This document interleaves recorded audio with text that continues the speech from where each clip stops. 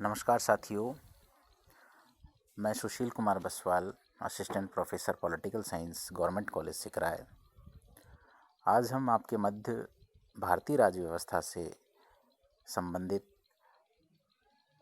राष्ट्रपति टॉपिक या president topic पर चर्चा करेंगे। भारतीय संविधान में राष्ट्रपति का एक विशेष स्थान है, क्योंकि भारत का जो संविधान है, भारत के जो संविधान में जो हमारा सर्वोच्च पद है वो राष्ट्रपति का पद है। भारत का जो प्रथम नागरिक होता है वो राष्ट्रपति होता है, और भारत के राष्ट्रपति का जो निर्वाचन है वो वंशानुगत ना होकर एक निर्वाचन पद्धति के माध्यम से होता है। ये भारतीय संविधान की विशेषता है। अतः जो भारत का संविधान है उसे गणराज्य का दर्जा दिया गया है। वहाँ पर राजतंत्र का कोई स्थान नहीं है जहाँ पर वंशानुगत रूप से राष्ट्रपति का पुत्र राष्ट्रपति चुना जाए। भारत में राष्ट्रपति सभी शक्तियों का केंद्रण रखता है। तो आज हम उसी दिशा में सबसे पहले देखेंगे कि राष्ट्रपति की कौन कौन सी शक्तियाँ हैं।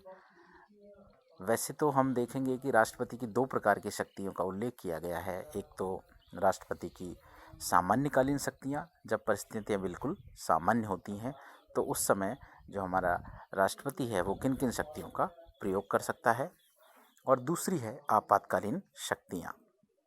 तो आज हम सामान्यकालीन शक्तियों पर चर्चा करेंगे, जो आपके एग्ज़ाम में बड़े सवाल के रूप में आ सकता है। तो हम सबसे पहले जो सवाल बन सकता है उसकी चर्चा करेंगे। क्या है? राष्ट्रपति की शक्तियों का वर्णन कीजिए। क्या राष्ट्रपति मंत्रिपरिषद के परामर्श को स्वीकार करने के लिए बाध्य है? तो सबसे पहले हम देखेंगे संविधान द्वारा सामान्य काल में जो शक्तियां प्रदान की गई है राष्ट्रपति को, वो निम्न प्रकार से हैं। पहली है कार्यपालिका अथवा प्रशासनिक शक्तियाँ।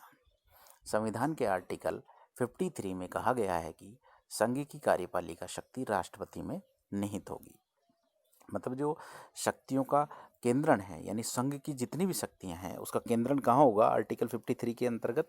वो होगा राष्ट्रपति के अंदर, तथा इसका प्रयोग संविधान के अनुसार या तो स्वयं करेगा या अपने अधीनस्थ कर्मचारियों के माध्यम से करेगा। यानी कि आर्टिकल 53 में ये स्पष्ट रूप से कहा गया है कि संघ की कार्यपालिका शक्ति का प्रधान केंद्र राष्ट्रपति होगा, और वो इस शक्ति का प्रयोग या तो स्वयं करेगा या अपने अधीनस्थ कर्मचारियों के माध्यम से करवाएगा। अगला है राष्ट्रपति भारतीय संघ के अनेक महत्वपूर्ण अधिकारियों की नियुक्ति भी और पदच्युति भी करता है। यानी कि उनको लगाने का और हटाने का अधिकार भी कैसे दिया गया है? भारत के राष्ट्रपति को। जैसे प्रधानमंत्री की नियुक्ति भी कौन करता है? राष्ट्रपति करता है, और उसी प्रधानमंत्री की सलाह पर ही अन्य मंत्रियों को भी प्रधानमंत्री की सलाह पर नियुक्त करता है। कौन? राष्ट्रपति। राज्यों में राज्यपाल की नियुक्ति राष्ट्रपति करता है, ठीक है। और उच्चतम न्यायालय और उच्च न्यायालय के न्यायाधीश, महालेखाकार, परीक्षक, विदेशों में राजदूत आदि की नियुक्ति कौन करता है?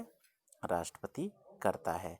और राष्ट्रपति को ही मंत्रियों को और राज्यपाल को अपने पद से हटाने या पदच्युति करने का अधिकार भी प्राप्त है। तो दूसरी इंपॉर्टेंट शक्ति, पहली तो हमने देखी समस्त कार्यपालिक शक्ति का प्रयोग या तो स्वयं करेगा या अपने अधीनस्थों के माध्यम से करवाएगा। और दूसरा क्या है? दूसरा है कि जितने भी मुख्य पद हैं उनकी नियुक्ति राष्ट्रपति द्वारा की जाएगी, और हटाने का कार्य भी राष्ट्रपति द्वारा ही किया जाएगा। राष्ट्रपति को विभिन्न प्रकार के नियम बनाने की शक्ति भी प्राप्त है। वह संसद के दोनों सदनों की बैठक बुला सकता है। यानी संसद की दोनों सदनों की बैठक बुलाने का अधिकार भी किसे प्राप्त है? राष्ट्रपति को प्राप्त है। सर्वोच्च न्यायालय के अधिकारियों और कर्मचारियों की नियुक्ति आदि के संबंध में भी नियम बनाता है कि किस प्रकार से और किन किन योग्यता वाले व्यक्ति को इसमें शामिल किया जाएगा। राष्ट्रपति को अधिकार है कि वह राज्य सरकारों को निर्देशित और नियंत्रित और समन्वित करे। यानी कि अगर कोई राज्य सरकार संवैधानिक नियमों को प्रतिकूल कार्य कर रही हो तो उसे वो निर्देशित कर सकता है कि वो संविधान के अनुकूल कार्य करे और संविधान के नियमों को ध्यान में रखे। अगला है भारतीय संघ का वैधानिक प्रधान होने के नाते अंतर्राष्ट्रीय मामलों में देश का प्रतिनिधित्व भी कौन करता है? राष्ट्रपति करता है।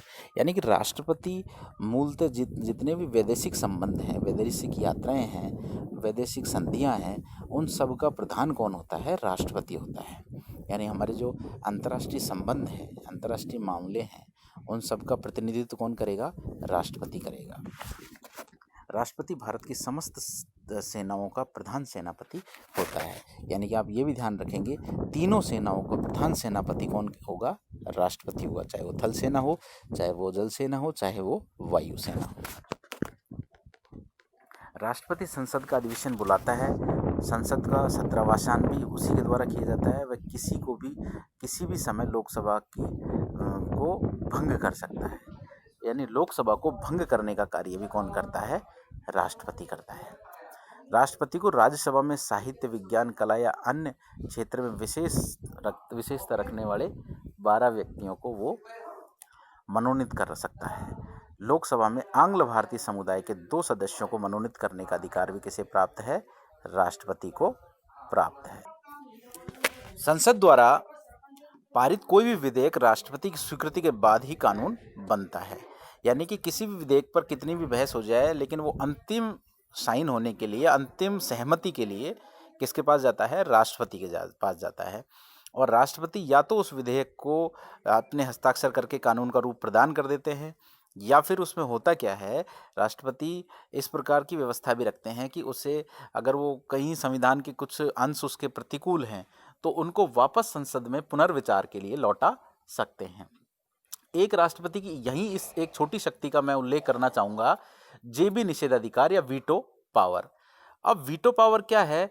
वीटो पावर का कोई स्पष्ट उल्लेख भारतीय कॉन्स्टिट्यूशन में नहीं किया गया है, लेकिन वीटो पावर का प्रयोग सर्वप्रथम 1977 में जो हमारे प्राइम मिनिस्टर थे ज्ञानी जैल सिंह ने डाक विधेयक के ऊपर किया।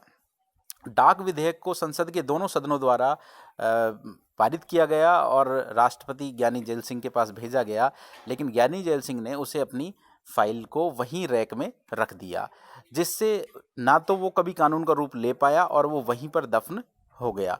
यानी कि राष्ट्रपति को इस प्रकार की शक्ति प्राप्त है कि संसद के दोनों सदन किसी कानून विधेयक पर कानून बना लें और उसको राष्ट्रपति के अंतिम हस्ताक्षर के लिए भेजें, और राष्ट्रपति उसे ना तो संसद को ही लौटाए, ना उस पर हस्ताक्षरी करे। और ऐसी स्थिति में उस शक्ति को जेबी निषेधाधिकार या वीटो पावर के रूप में हम कह सकते हैं। अब अगला हम देखेंगे कि जिस समय संसद का अधिवेशन नहीं हो रहा हो, तो आर्टिकल 123 या 123 के तहत राष्ट्रपति को यह अधिकार प्राप्त है कि वो अध्यादेश जारी कर सकता है। यानी तत्काल अगर देश को किसी कानून की आवश्यकता पड़ी और संसद का सदन नहीं चल रहा है या अधिवेशन नहीं चल रहे हैं, तो ऐसी स्थिति में राष्ट्रपति अपनी स्वविवेक शक्ति का प्रयोग करते हुए आर्टिकल 123 के अंतर्गत क्या कर सकता है? अध्यादेश जारी कर सकता है। जो अध्यादेश कानून ही होगा या कानून का रूप ही होगा, जिसे 6 माह बाद संसद को अनुमोदित करने का अधिकार होगा। अगर उसे संसद अनुमोदित नहीं करती है तो 6 माह बाद वो कानून निरस्त हो जाएगा। अब हम कुछ वित्तीय शक्तियों के बारे में बात कर लेते हैं राष्ट्रपति की। राष्ट्रपति प्रत्येक वित्तीय वर्ष में के प्रारंभ में संसद के दोनों सदनों के समक्ष सरकार की उस वर्ष की आय और व्यय का विवरण रखवाएगा। उसकी अनुमति के बिना धन विधेयक या वित्त विधेयक या अनुदान की मांगें लोकसभा में प्रस्तावित नहीं की जा सकती, और भारत की आकस्मिक निधि जो है उस पर भी केवल राष्ट्रपति का ही नियंत्रण होता है। अब हम कुछ न्यायिक शक्तियों के बारे में देख लेते हैं राष्ट्रपति की। न्यायिक शक्तियों के अंतर्गत राष्ट्रपति किन्हीं अपराधियों को क्षमादान भी प्रदान कर सकता है। यानी कि भारत का जो प्रथम नागरिक है राष्ट्रपति, उससे ये अधिकार भी होगा कि वो अपने विवेक से किसी अपराधी को क्षमादान भी प्रदान कर सकता है, लेकिन इसके लिए युक्तियुक्त सलाह भी ले सकता है। कुछ शब्द हैं जिनका आप ध्यान रखेंगे, जैसे युक्तियुक्त सलाह। तो युक्तियुक्त सलाह कैसी है? जब भारत के सर्वोच्च न्यायालय के न्यायाधीशों से वो चर्चा करता है, परिचर्चा करने के बाद उसे लगता है ये इस व्यक्ति को इस अपराध के लिए क्षमा कर देना चाहिए, तभी वो इस प्रकार के निर्णय लेता है। या फिर क्षमा भी कर सकता है, या फिर उसको स्थगित कर सकता है, या उसकी जो सज़ा है उसको घटा सकता है या कम कर सकता है। तो राष्ट्रपति को अधिकार प्राप्त है कि वह सार्वजनिक महत्व के किसी भी ऐसे प्रश्न पर उच्चतम न्यायालय से सलाह मांग सकता है। और सलाह देने के लिए आर्टिकल 143 के अंतर्गत उच्चतम न्यायालय के न्यायाधीश सलाह देने के लिए बाध्य होंगे, लेकिन राष्ट्रपति उस सलाह को मानने के लिए बाध्य नहीं होगा। वो सलाह ले सकता है, लेकिन उसी के अनुरूप कार्य करे ये निश्चित नहीं है। लेकिन उच्चतम न्यायालय के न्यायाधीश को आर्टिकल 143 के अंतर्गत उन्हें सलाह देनी ही पड़ेगी। धन्यवाद फ्रेंड्स। अब हम कल चर्चा करेंगे भारत के राष्ट्रपति की आपातकालीन शक्तियाँ, कि भारत के राष्ट्रपति को कौन कौन सी आपातकालीन शक्तियाँ प्राप्त है।